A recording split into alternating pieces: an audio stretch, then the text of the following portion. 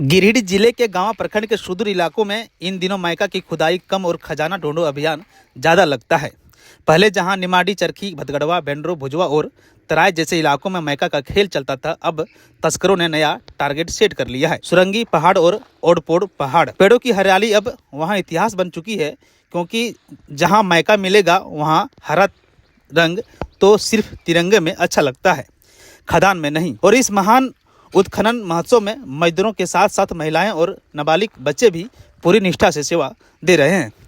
प्रशासन के बाल श्रम विरोधी पोस्टर भले झूमते हो, लेकिन जमीनी हालात जेसीबी से तेजी से पोस्टर मुक्त हो चुके हैं। अवैध खदानों की शुरुआत इन पहाड़ियों पर जेसीबी से ऐसे की जाती है जैसे कोई नई सुरंग का शुभारंभ हो रहा है। अंदर महिलाएं और बच्चे जान हथेली पर रखकर मायका निकालते हैं और बाहर तस्कर मुस्कुराकर उसे फैक्ट्री डिलीवरी पैकेज में कोडरमा गिरिडीह की फैक्ट्रियों तक पहुंचा देते हैं। स्कॉटिंग इतनी हाईटेक होती है कि लगे जैसे इंडियन प्रीमियर लीग का मैच चल रहा हो। हर बॉल पर नहीं, हर गाड़ी पर नजर रहती है। सड़क से गुजरता वाहन नहीं, उन्हें मायका एक्सप्रेस ही दिखाई देता है। खबर है कि अब इस धंधे में तीसरी के व्यापारी भी गली मोहल्ले के किराना डीलर जैसे नहीं, बल्कि बड़े डिस्ट्रीब्यूटर जैसे काम कर रहे हैं। गांवा, पटना, डोरंडा पथ और जमदार बलहरा पथ से मायका की सप्लाई गिरिडीह तक आराम से हो रही है। बीच में कोई पूछताछ नहीं, कोई रसीद कटिंग नहीं, बस ऑनलाइन ऑर्डर जैसा ऑफलाइन डिलीवरी सिस्टम जिंदा है। और सफ़ेद पोष नेताजी उनकी भूमिका ऐसी की जैसे मायका उद्योग के ब्रांड एम्बेसडर वही हो। नाम तो पता नहीं, लेकिन रोल बड़ा चमकदार है, मायका से भी ज़्यादा। मायका उत्खनन के दौरान कई सुरंगों में मजदूर और बच्चे मौत के मुंह में समा चुके हैं, लेकिन उत्खनन की कहानी वहीं से रीस्टार्ट हो जाती है, जैसे नेटफ्लिक्स सीरीज का नया सीजन शुरू हुआ हो। कार्रवाई के नाम पर झारखंड फॉरेस्ट डिपार्टमेंट की टीम ने कभी कभार दर्शन हो जाते हैं और कुछ छेनी हथौड़ी जब्त कर इसे ब्लॉकबस्टर रेड घोषित कर दिया जाता है, लेकिन 2-4 दिन बाद धंधा फिर फुल HD क्वालिटी में वापस आ जाता है। गांव की जनता अब यह सवाल पूछती नहीं, बल्कि गा गा कर पूछती है। छेनी जब्त हुआ, हथौड़ी भी गई, मायका की गाड़ी फिर भी आ गई। इस खबर को लेकर के आप क्या सोचते हैं? आपकी राय क्या है? कमेंट कर जरूर बताइएगा। हमारे चैनल पर आप नए हैं तो फॉलो और सब्सक्राइब जरूर कीजिएगा। किसका खदान है? कहाँ घर है उसका? हाँ, गोरिया चू।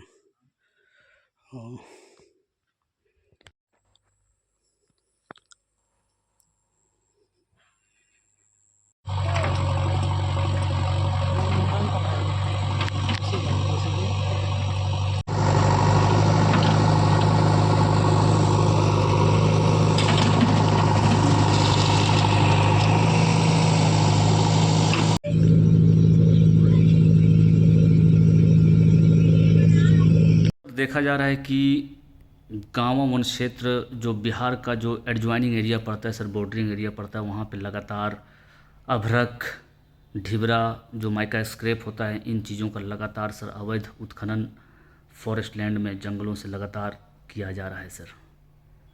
आपके स्तर से सर क्या कुछ कार्रवाई हो रही है सर? क्या आपके पास सूचना पहुंच पा रही है? अगर पहुंच रही है सर तो क्या क्या स्टेप उठाए गए हैं सर? देखिए, कुछ जो क्षेत्र हैं जो कि तीसरी और उसमें हैं, उस पर तो हम लोग कार्रवाइयाँ कर रहे हैं। अभी आप देखे होंगे कि गाड़ियाँ कुछ मतलब ऑलमोस्ट हर 1-2 सप्ताह में गाड़ी पकड़ा रही है। लेकिन जिस क्षेत्र की आप बात कर रहे हैं, अगर हम स्पेसिफिक है हल्ला घाटी की, तो वो थोड़ा सा टफ है, क्योंकि वो एकदम बिहार का एडजॉइनिंग एरिया है और जब भी कार्रवाई करने जाते हैं तो वो लोग बिहार की ओर चले जाते हैं, वहाँ जंगलों में अपने आप को छुपा लेते हैं। तो बहुत टफ़ है। हमने वहाँ पे किया, वहाँ के जो अधिकारी हैं वहाँ पे, उनको हमने ट्रांसफ़र किया, उनको बदला, वो सब चीज़ें भी हमने देखा। कुछ जो छोटे मोटे चीज़ें हैं, केस तो वहाँ पे होता रहता है। इनफैक्ट केस मैंने तो बीच में ऐसा भी कर दिया था कि डेली के डेली वहाँ पे एक जाना ही है जो सबमिट ऑफिसर है। तो ये सब चीज़ें हो रही हैं वहाँ पे। केस बहुत सारे हो रखे हैं, लेकिन चूँकि जेसीबी और ये सब जो गाड़ियाँ हैं वो हमारी पकड़ में नहीं आ रहे हैं अभी, वो दूर है हमारी पकड़ से, इसलिए इस पर प्रभावी नियंत्रण करना थोड़ा सा टफ हो रहा है। क्योंकि वो जो क्षेत्र है, जो जिस क्षेत्र की बात हो रही है, वहाँ क्षेत्र की पहुँच पथ एक ही है, और जैसे ही हमारे अधिकारी जाते हैं तो सूचना उनको वहाँ पे मिल जा रही है। इसलिए उन पर प्रभावी नियंत्रण थोड़ा टफ है, लेकिन फिर भी हम लोग कुछ न कुछ रणनीति भी बना रहे हैं और हम लोग ट्राई करेंगे कि उनकी जो JCBs और भी जो चीज़ें वो लोग यूज़ वहाँ कर रहे हैं उसको हम लोग पकड़ करके राजस्थान की कार्रवाई स्टार्ट करें।